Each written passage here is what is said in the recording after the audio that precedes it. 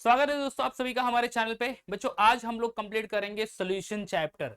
ठीक है, तो वन शॉट वीडियो में मोस्ट इंपॉर्टेंट क्वेश्चंस पीवाईक्यूज जो रिपीट हुए हैं बार बार, ये सारे टॉपिक हम लोग कवर करेंगे आज सॉल्यूशन टॉपिक से। ठीक है, अब बच्चों ये जो चैप्टर है सेकंड चैप्टर है हमारे केमिस्ट्री सेक्शन का, राइट। कितने मार्क्स का वेटेज है इसका? टोटल वेटेज जो है इस चैप्टर का वो है 6 मार्क्स का। ठीक है, तो 6 मार्क्स के लिए हमें क्या क्या पढ़ना है, ये चीजें तो हमें पता होनी चाहिए, राइट। तो इसमें बच्चों डेरिवेशन है, 4 डेरिवेशन। कोलिगेटिव प्रॉपर्टी है, राइट। जो colligative property, lowering of vapour pressure, elevation in boiling point, depression in freezing point, osmotic pressure, derivation हर बार पूछा गया है।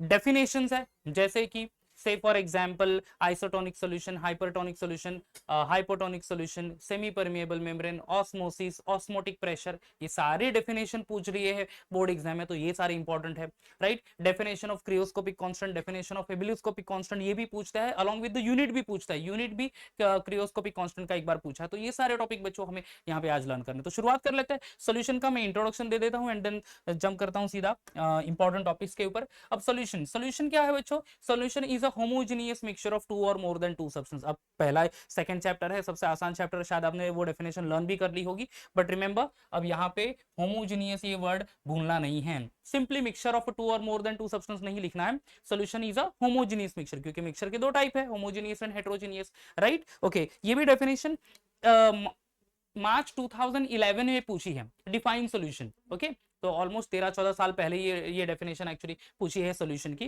ठीक है, तो ये एक क्वेश्चन डेफिनेशन हो सकती है, राइट। ओके, अब जनरली सॉल्यूशन क्या है बच्चों? A mixture of a solute and solvent. Solute मतलब सॉल्यूशन का जो कंपोनेंट जो कि प्रेजेंट होगा लोअर प्रपोर्शन में, एंड सॉल्वेंट यानी क्या? The component of solution present in a higher proportion. अगर मैं एग्जांपल अगर ले लूं, अगर 5 ग्राम शुगर में 100 ग्राम वाटर में डिसॉल्व कर रहा हूं, वो simply sugar solution prepare form करेगा, बराबर है, जिसमें 5 ग्राम शुगर कम प्रपोर्शन है सॉल्यूट, 100 ग्राम वाटर ज्यादा प्रपोर्शन है कंपोनेंट का वाटर, दैट इज सॉल्वेंट। तो इस तरह से सॉल्यूट एंड सॉल्वेंट भी बच्चों हम लोग क्लासिफाई कर सकते हैं। ठीक है जी, चलो आगे बढ़ते हैं। Types of solution depending upon the number of component, binary, ternary, quaternary solution. Binary solution में दो कंपोनेंट, एक सॉल्यूट एक सॉल्वेंट। टर्नरी सॉल्यूशन में 3 कंपोनेंट, 2 सॉल्यूट और 1 सॉल्वेंट होगा। क्वाटर्नरी सॉल्यूशन में 4 कंपोनेंट, जिसमें 3 सॉल्यूट एंड 1 सॉल्वेंट रहेगा।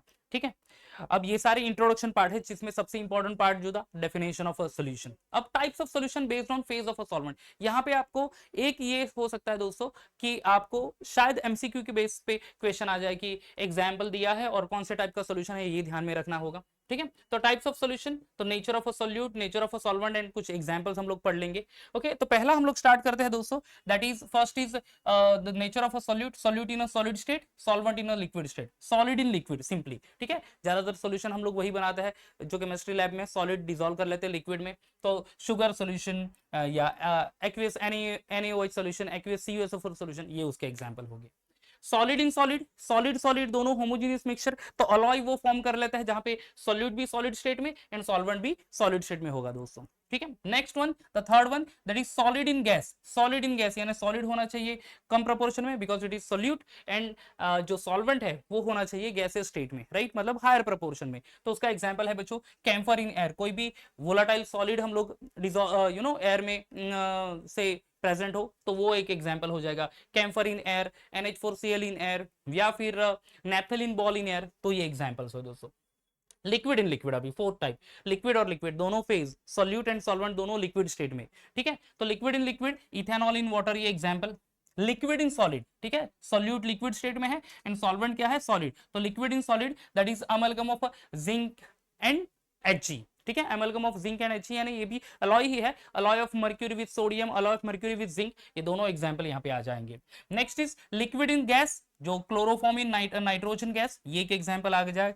Gas in liquid, carbonated water that is soft drink, जहां पे वाटर है दैट इज लिक्विड स्टेट और गैसेस स्टेट सॉल्यूट पार्टिकल होंगे वो कम प्रोपोर्शन में, कार्बोनेटेड वाटर यानी soft drink. Gas in solid, hydrogen gas adsorbed in the on the surface of palladium, ये एक example. And gas in gas यानी दोनों solute and solvent दोनों गैस फेज में, एयर बेस्ड एग्जांपल होगा, जहां पे नाइट्रोजन गैस 78% कैरी करेगा, वो हो जाएगा यहाँ पे solvent, and rest of the gases वो हो जाएंगे सॉल्यूट। तो ये भी टाइप है, ये इससे रिलेटेड क्वेश्चन नहीं पूछा है बट शायद पूछ सकते हैं आपको कि आपको पर्टिकुलर एग्जाम्पल कौन से टाइप का सोल्यूशन का होगा, इस तरह का क्वेश्चन हो सकता है दोस्तों। ठीक है जी, आगे बढ़ते हैं। Capacity of solution to dissolve solute. अब कैपेसिटी ऑफ सोल्यूशन, या saturated and super saturated solution. Saturated solution यानी क्या, maximum amount of a solute dissolve in a given amount of a solvent, that is called to be a saturated solution। जब भी आप कोई liquid लेंगे तो उसमें हम से एग्जांपल शुगर ऐड कर रहे हैं, एक ऐड कर रहे हैं, डिसॉल्व हो जाएगा, क्लियर सॉल्यूशन मिलेगा, और ऐड करते करते करते करते क्या हो जाएगा, एक सर्टेन टाइम के बाद वो सॉलिड जो शुगर है वो डिसॉल्व होगा ही नहीं, तो वैसे सॉल्यूशन जो जो फॉर्म करेगा that is saturated solution. And उसमें और ऐड ऑन करते गए, ठीक है, और मैक्सिमम कॉन्सेंट्रेशन हो गया एट इक्विलिब्रियम स्टेट, तो उसको हम लोग सुपर सैचुरेटेड सॉल्यूशन कहते हैं, that is solution containing greater than the equilibrium amount of a solute is called to be a super saturated solution. ठीक है जी, okay.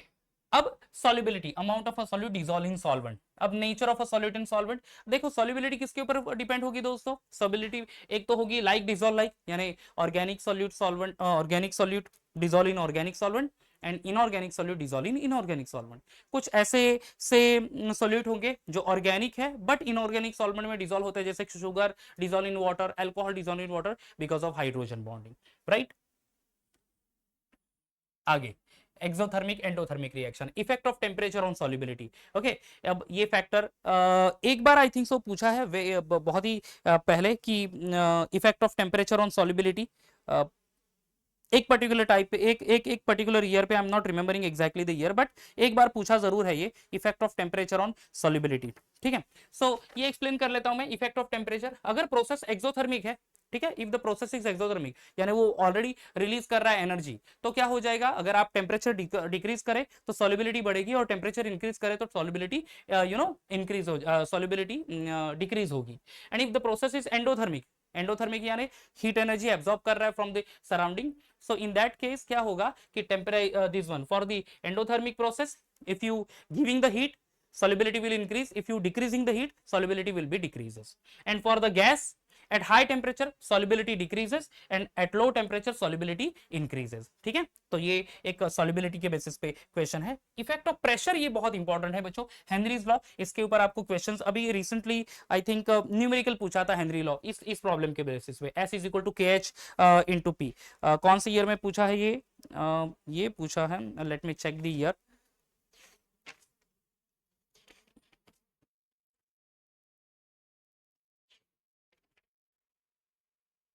Okay, March 2022 and March 2024। ठीक है, ये देखो, ये मार्च 2022 में पूछा है,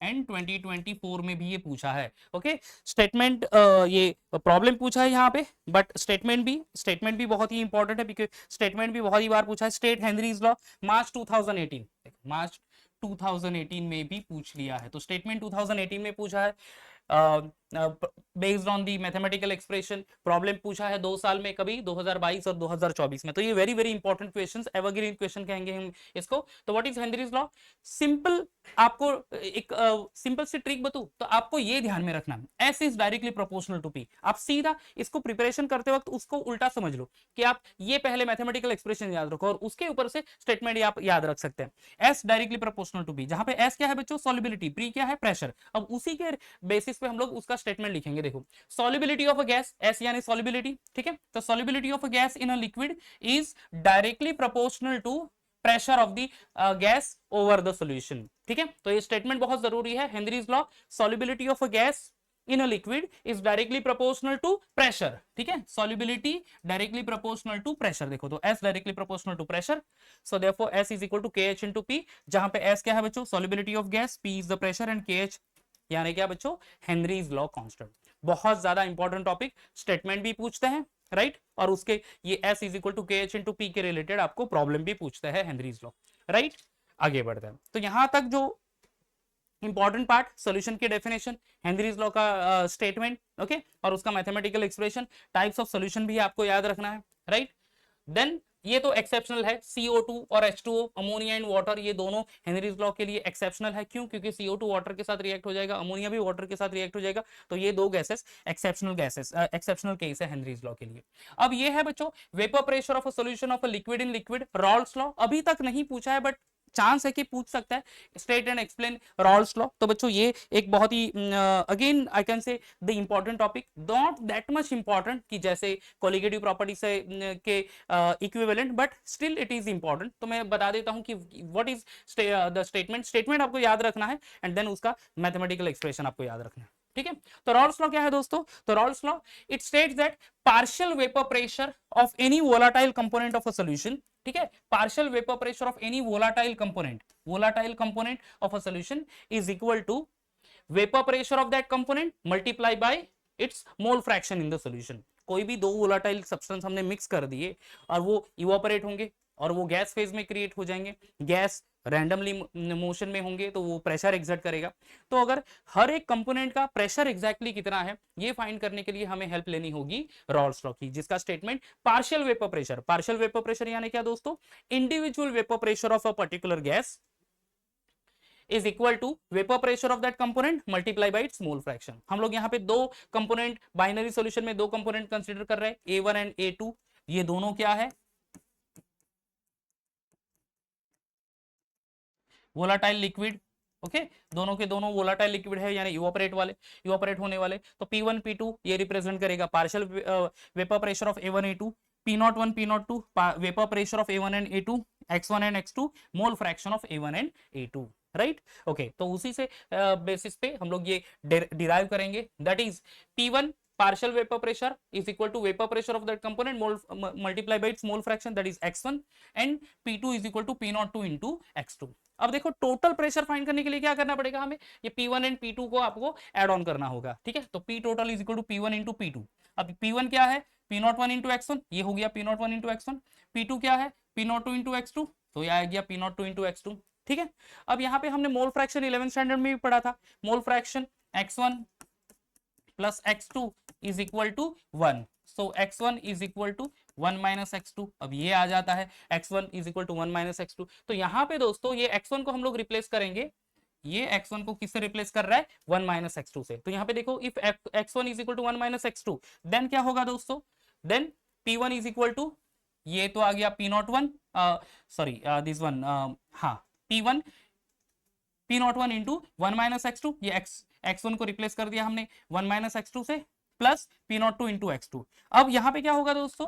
यहाँ पे P01 से मल्टीप्लाई करेंगे 1 को, P01 से मल्टीप्लाई करेंगे x2 को, तो P01 minus P01 into x2 plus P02 into x2। So finally यहाँ पे x2 ये कॉमन आ जाएगा, तो P02 minus P01 into x2 plus P01। So this is the total pressure. ये फॉर्मूला है Rawls law for a solution of a volatile liquid, right. ये अब तक नहीं पूछा है बट या चांस है कि पूछ सकते हैं, तो इसलिए आपको ये प्रिपेयर कर लेना है। सिंपल सा डेरिवेशन है, आपको ये दोनों इंपॉर्टेंट फॉर्मुलेज है वो ध्यान में रखना है। कौन सा? P1 is equal to P01 into x1, P2 is equal to P02 into x2। और एक बार वो फॉर्मूला लर्न हो गया तो ये सारी चीजें आसान हो जाएगी आपके लिए, राइट। और स्टेटमेंट बहुत जरूरी है दोस्तों, ये वाला स्टेटमेंट, ठीक है जी।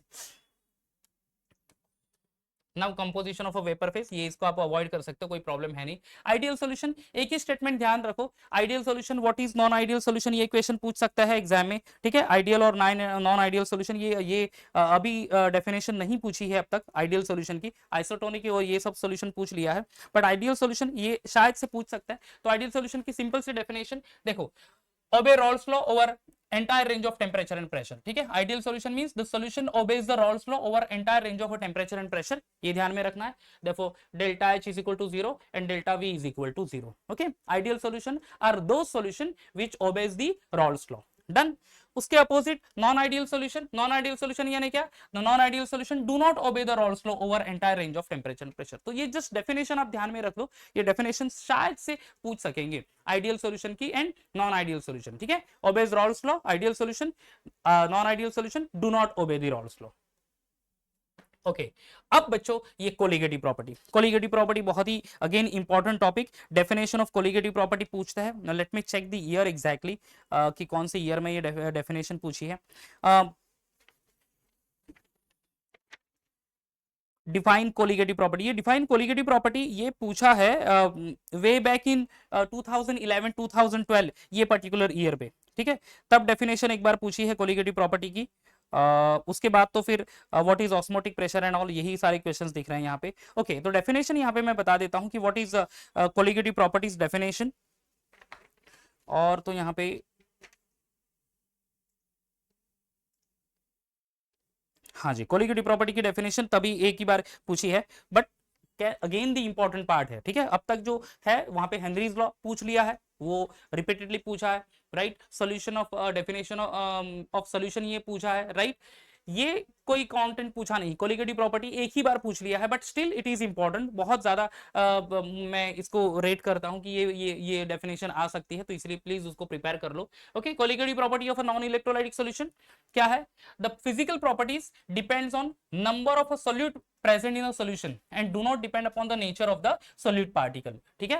कोलिगेटिव प्रॉपर्टी यानी क्या? ऐसे physical property that depends upon number of a solute particle, ठीक है, that depends upon number of solute particle in the solution and do not depend upon the nature of the solute, that is known as colligative properties। Definition आसान है, definition आपकी हो जाएगी। कौन कौन से कोलिगेटिव प्रॉपर्टीज है?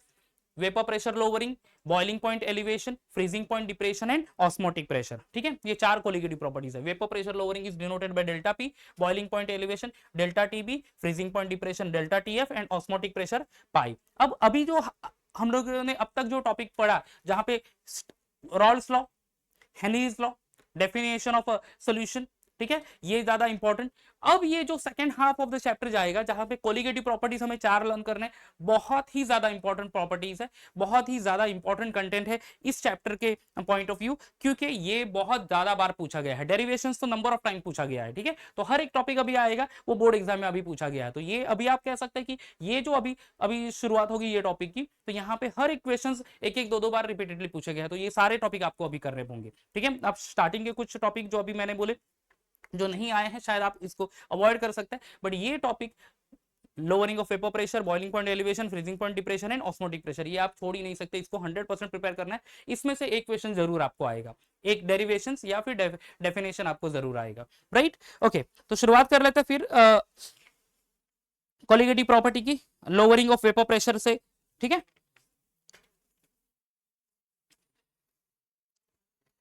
ओके, चलो, वेपर प्रेशर लोअरिंग। अब वेपर प्रेशर लोअरिंग मतलब बच्चों, vapour pressure of a solvent generally higher होता है, ठीक है। The vapour pressure of a solvent is higher and the vapour pressure of solution is always lower, ठीक है।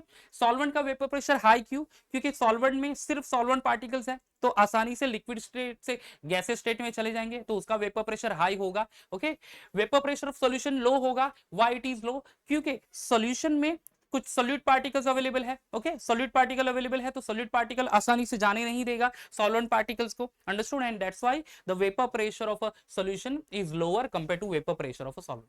अगर हम लोग ये कंसीडर कर ले कि P01, P01 क्या है? वेपर प्रेशर ऑफ सॉल्वेंट, ठीक है। ये ध्यान में रखना है, ये notation, P01 vapour pressure of solvent and P1 vapour pressure of solution, ठीक है।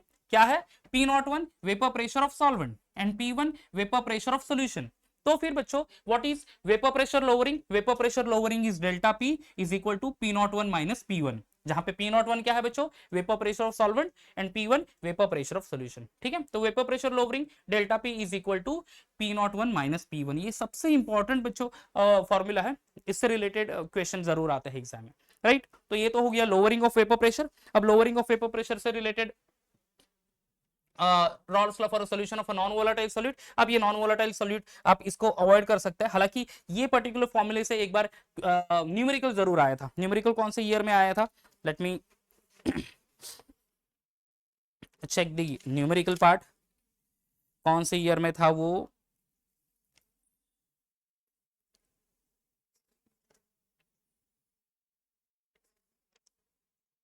हाँ, ये आया था मार्च 2023 में, ठीक है, दैट इज मार्च 2023 में। तो ये जो पर्टिकुलर फॉर्मूला है, ओके, ये फॉर्मूले के बेसिस पे न्यूमेरिकल्स आ गया था। Mole fraction of a solute find out करने के लिए कहा था, जहां पे डेल्टा पी और P01 आपको ऑलरेडी दिया गया था, ठीक है। तो ये एक फॉर्मूला इंपॉर्टेंट है, तो ये फॉर्मूला आप ध्यान में रख दो, ठीक है। उससे रिलेटेड डेरिवेशन है, तो वो डेरिवेशन हम लोग नेक्स्ट इसमें करने वाले हैं, ठीक है। तो Raoult's law for solution of non volatile solute, most important part is this formula, that is delta P upon P01 is equal to that is x2 यानी क्या, mole fraction of solute, delta P lowering of vapour pressure and P not one यानी vapour pressure of a solvent. March 2023 में numerical इसके related पूछे थे, ठीक है। चलो तो यहां पे आ जाएगा बच्चों relative lowering of vapour pressure. Relative lowering of vapour pressure क्या है? Relative lowering of vapour pressure is the ratio of vapour pressure of a lowering of vapour pressure upon vapour pressure of a solvent, ठीक है। Relative lowering of vapour pressure यानी क्या बच्चों, that is it's a ratio of vapour pressure lowering upon vapour pressure of a solvent, ठीक है। तो vapour pressure lowering क्या है? Delta P vapour pressure of solvent P not one, so delta P upon P not one already हमने पढ़ा है, that is delta P upon P not one is equal to x2। तो यहाँ पे भी हम लोग लिख सकते हैं delta P upon P not one is equal to x2, that is relative lowering of vapour pressure, ठीक है। ओके, तो वेपर प्रेशर लोअरिंग हो गया, एग्जैक्टली कॉन्सेप्ट हमने समझ लिया। Delta P is equal to P not one into P one run. उसके बाद फिर हमने vapour lowering of vapour pressure upon vapour pressure solvent is equal to x2, ये मार्च 2023 में न्यूमेरिकल्स आया था, ये हमने देख लिया। अब relative lowering of vapour pressure, it is the ratio of vapour pressure lowering upon vapour pressure of solvent, ये भी हमने लर्न कर लिया। अब एग्जैक्ट डेरिवेशन पे चलते हैं। देखो, molar mass of a solute from vapour pressure lowering कितनी बार पूछा है? मार्च 2013 में पूछा है, मार्च 2017 में पूछा है। ओके, तो ये दो बार तो ऑलरेडी ये डेरिवेशन पूछ लिया है। एक और बार मैं चेक कर लेता हूं और कौन कौन से ईयर में पूछा है ये चीज।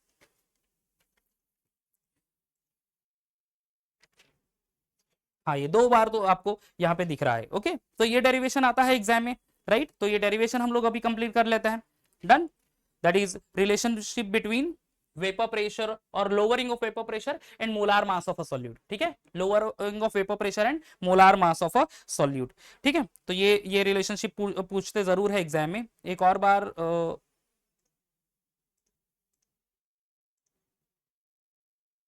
हाँ जी, वो वही 2013 एंड 2017 में पूछा, राइट। ओके, अब बच्चों यहाँ पे हमने देखो ये डेरिवेशन बहुत आसान है। ओके, स्टेप बता देता हूं मैं।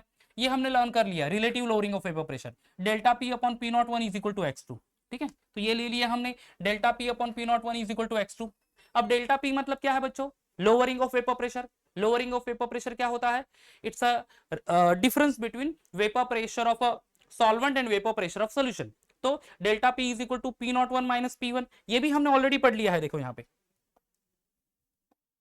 देखो delta P is equal to P not one minus P one, ये पढ़ लिया। तो ओके, तो वही रिलेशन लेना है, delta P is equal to P not one minus P one, done, divided by P not one is equal to x two.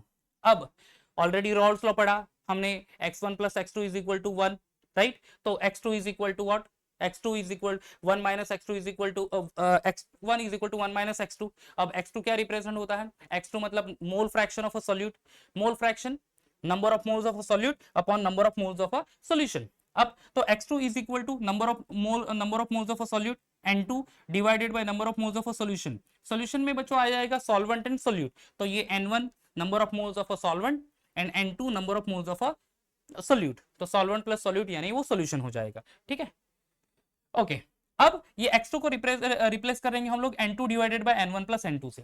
अब इस केस में बच्चों फ्रॉम द डिनोमिनेटर ये n1 प्लस n2 को रिप्लेस करेंगे हम लोग, किससे रिप्लेस करेंगे? n1 से रिप्लेस करेंगे, ठीक है। किससे रिप्लेस कर रहे हैं हम लोग? n1 से, राइट। तो फिर n1 को रिप्लेस कर लो तो क्या मिल जाएगा? p not one minus p one upon p not one is equal to n2 upon n1, right. Okay, अब n2 और n1 क्या रिप्रेजेंट कर रहा है? n2 number of moles of a solute, n1 number of moles of a solvent.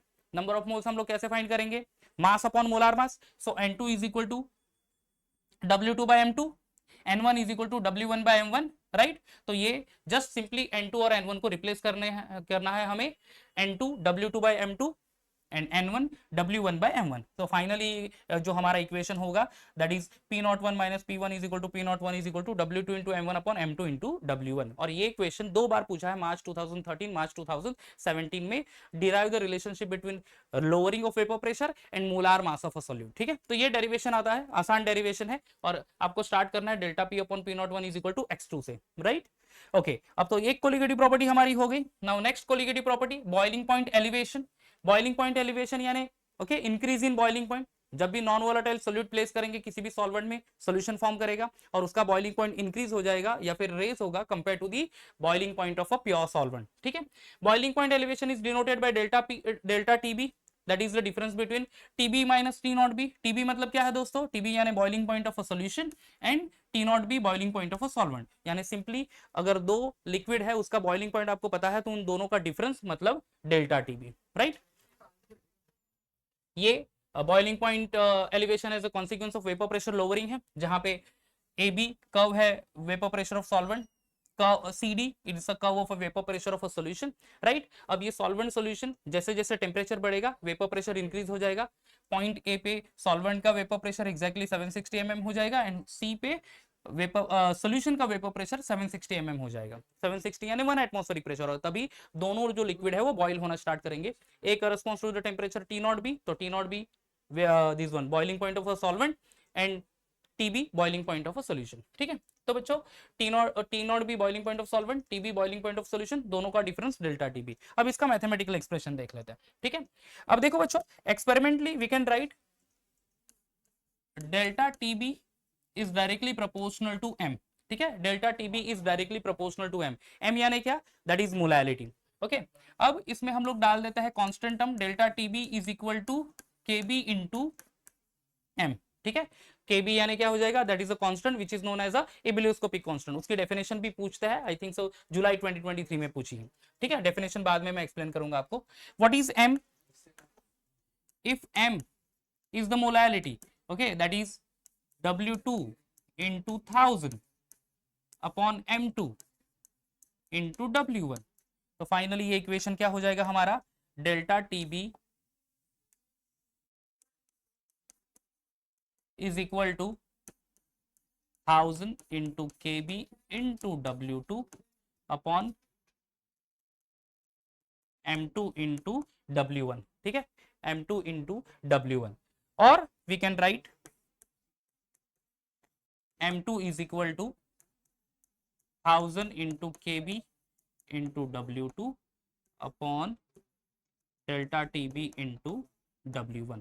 अब ये derivation है, recent past पूछा है सितंबर 2021 में, ठीक है। ये पर्टिकुलर टॉपिक ये डेरिवेशन सितंबर 2021 में पूछ लिया है, राइट। उसके बाद भी एक बार पूछा था, I think so.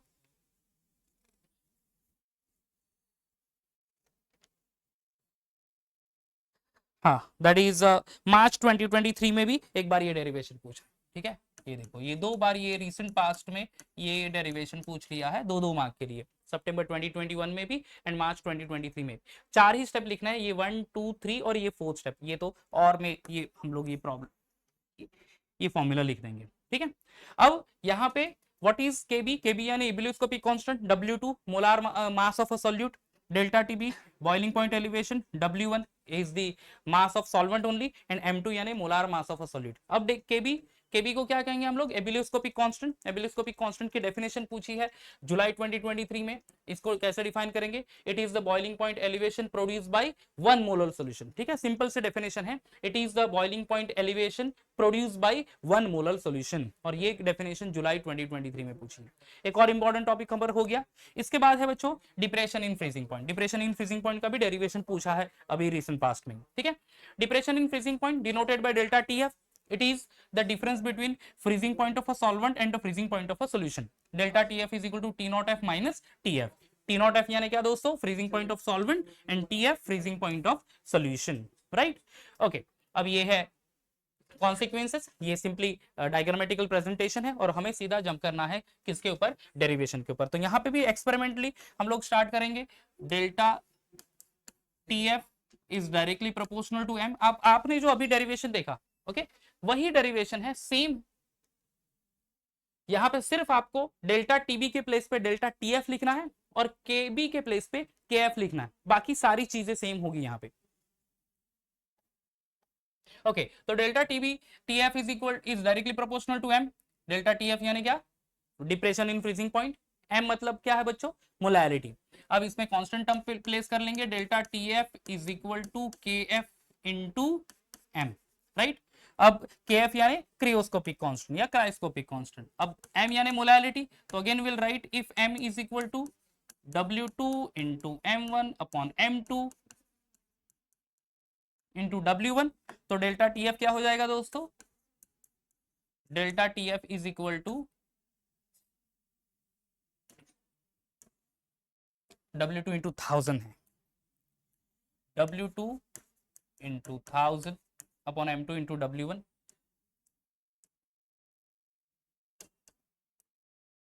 Okay, so here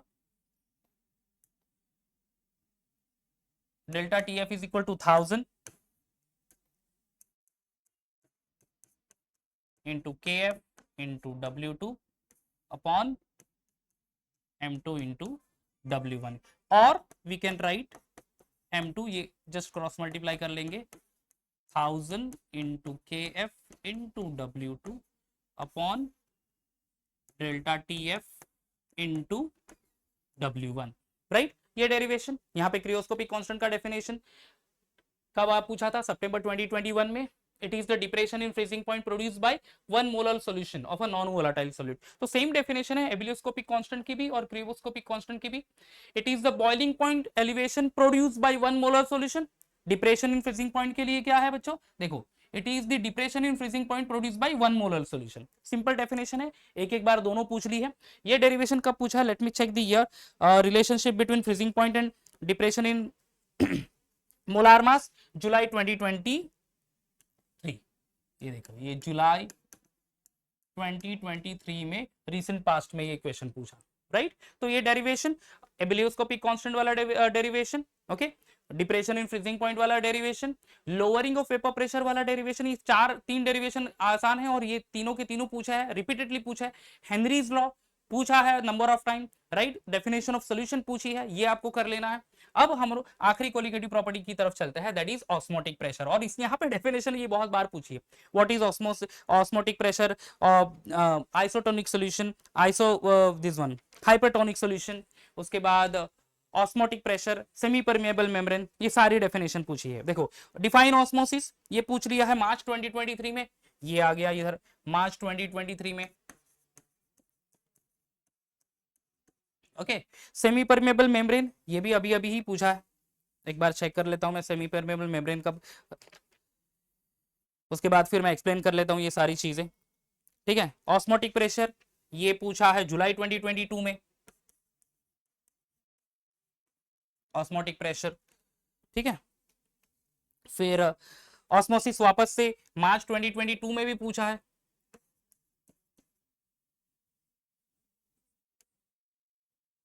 then isotonic solution March 2022,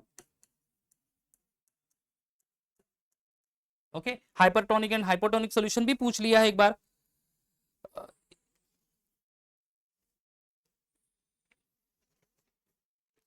ये हमने लिख लिया, right.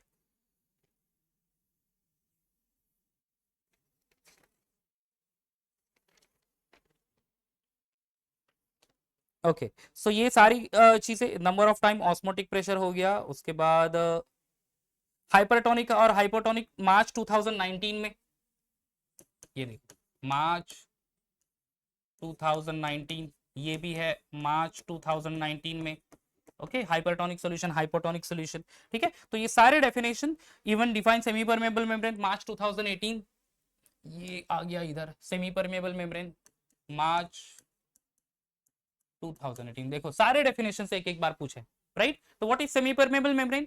Semi permeable membrane, it is the film और a membrane such as cellulose which has pores large enough to allow the solvent molecule to pass through, ठीक है। Semi permeable membrane सिर्फ solvent molecule को pass on करेगा, तो ऐसे membrane को semi permeable membrane कहते हैं, एक बार पूछा। ऑस्मोसिस, वेरी इंपॉर्टेंट डेफिनेशन, मार्च 2022-23 में पूछी है ये, राइट। क्या है? It is the net spontaneous flow of a solvent molecule into the solution or from more dilute solution to more concentrated solution through semi permeable membrane, ठीक है। एक single directional flow solvent से solution में या फिर from dilute solution to concentrated solution through semi permeable membrane, that is called to be a osmosis. Very important definition again. And osmotic pressure, osmotic pressure यानी क्या? जो pressure osmosis process को stop करेगा उसको हम लोग कहेंगे ऑस्मोटिक प्रेशर, ठीक है। The hydrostatic pressure that stops the osmosis is called as osmotic pressure. July 2022 में ये डेफिनेशन पूछी, राइट। अब next is isotonic solution, hypertonic and hypotonic, एक एक बार तो रीसेंट पास्ट में ही पूछ लिया है, राइट, पिछले 4-5 साल में, राइट। तो आइसोटोनिक सॉल्यूशन टू और more solution having same osmotic pressure, simple definition है, टू और more solution having same osmotic pressure that is called to be isotonic solution. Hypertonic, hyper यानी ज्यादा, हाइपोटोनिक, हाइपो यानी लेस। अगर दो solution है, दोनों का कॉन्सेंट्रेशन डिफरेंट है, कॉन्सेंट्रेशन डिफरेंट है तो ऑस्मोटिक प्रेशर भी डिफरेंट हो गया। जिसका ऑस्मोटिक प्रेशर ज्यादा है वो हाइपरटोनिक, जिसका ऑस्मोटिक प्रेशर लो है वो हाइपोटोनिक, ठीक है। If the two solution having unequal osmotic pressure, ये देखो unequal osmotic pressure, unequal osmotic pressure कब होगा, जब अनइक्वल कॉन्सेंट्रेशन होगा तब, right. then more concentrated solution with higher osmotic pressure is called as hypertonic solution, and if the two solution having unequal osmotic pressure, the more dilute solution, ठीक है, more concentrated है ऊपर, more dilute solution with lower osmotic pressure is called hypotonic solution, ठीक है। तो ये बच्चों आपको डेफिनेशन ध्यान में रखनी है, ये 1 2 3 4 5 6 डेफिनेशंस बहुत ही ज्यादा इंपॉर्टेंट है जो अभी रिसेंट पास्ट में पूछी गई है।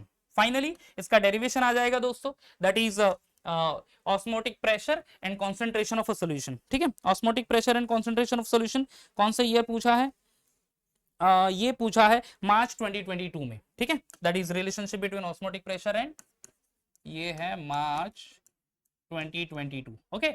हमें स्टार्ट करना है कहां से, pi is equal to nRT upon v, यानी पाई यानी osmotic pressure, n number of moles, r gas constant, t temperature and v is the volume, n यानी n upon v that also represents the capital M, capital M यानी बच्चों molarity of a solution, हाँ molarity। हमने जो देखो delta TB directly proportional to small m, delta TF directly proportional to small m, ये delta TB delta TF directly proportional to m, that is molar concentration of solution, this is capital M molarity of the solution, ठीक है दोस्तों। तो यहाँ पे confuse नहीं होना है, राइट, ओके। तो फिर अगर हम लोग n by v को रिप्लेस करें m से, तो pi is equal to mRT, if pi is equal to nRT by v, n यानी नंबर ऑफ मोल्स, तो नंबर ऑफ मोल्स यानी W2 by M2, तो फिर pi is equal to W2 RT upon M2। ये derivation मार्च 2022 में 2 mark के लिए पूछा था, ठीक है।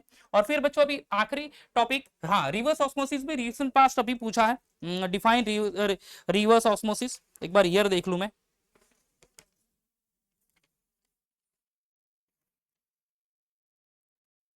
एक बार ये क्वेश्चन पूछा है रिवर्स ऑस्मोसिस का। रिवर्स ऑस्मोसिस यानी अपोजिट ऑफ द ऑस्मोसिस, जहां पे ऑस्मोसिस में क्या होता है, सॉल्वेंट पार्टिकल सॉल्वेंट कंपार्टमेंट से सॉल्यूशन कंपार्टमेंट में जाएंगे थ्रू सेमी परमेबल मेम्ब्रेन। इस केस में the solvent molecule from solution goes into the solvent compartment through semi permeable membrane, opposite direction में सॉल्वेंट फ्लो होगा, ठीक है। That is called to be reverse osmosis. A pure solvent flows from solution into pure solvent, ठीक है, solution into pure solvent through semi permeable membrane, this phenomenon is known to be reverse osmosis। ये definition याद रखनी है बच्चों। And final topic went of factor, ये पूछा नहीं है एग्जाम में बट कैन बी आस्क्ड, तो इसको याद रखो, it is the ratio of colligative property of a electrolytic solution upon colligative property of a non electrolyte solution of a same concentration, ठीक है। colligative property of electrolytic solution upon colligative property of a non electrolyte solution of same concentration is known as Van't Hoff factor denoted by I। तो बच्चों देखो 4 derivation बहुत ज्यादा important, all the colligative properties, lowering of vapor pressure, depression in freezing point, elevation in boiling point और osmotic pressure, इन सारे derivations करने हैं। Definition solution की करनी है आपको, फिर isotonic solution, hypertonic solution, hypotonic solution, osmosis, osmotic pressure and this one semi permeable membrane. उसके साथ साथ 2 और डेफिनेशन आपको ऐड ऑन करनी है, कौन सी, क्रियोस्कोपिक कांस्टेंट एंड एबिलोस्कोपिक कांस्टेंट, ये डेफिनेशन सारी हो जाएगी इस चैप्टर की। फिर 2 लॉज इसमें से पढ़ने हैं, कौन से, एक तो है Henry law, very very important, और दूसरा पढ़ना है Rawls law for solution of a volatile liquid, ठीक है। Rawls law and Henry law, ये 2 लॉ यहाँ पे कंप्लीट कर लेने हैं। समझ में आ गया दोस्तों, तो इतना टॉपिक कवर कर लेंगे, आपको आसानी से 6 मार्क्स मिल जाएंगे। डेफिनेटली सारे जो डेरिवेशन है उसका फाइनल फॉर्मूला है, उसके बेसिस पे आपको 2 मार्क्स का प्रॉब्लम भी मिल जाएंगे, ठीक है दोस्तों। तो होपफुली ये आपको वीडियो पूरा कंटेंट अच्छा लगा होगा और ये आपको हेल्प करेगा आपके 12th स्टैंडर्ड के प्रिपरेशन के लिए। नेक्स्ट वीडियो में एक और चैप्टर के साथ दोस्तों आता है, तब तक bye bye and take care.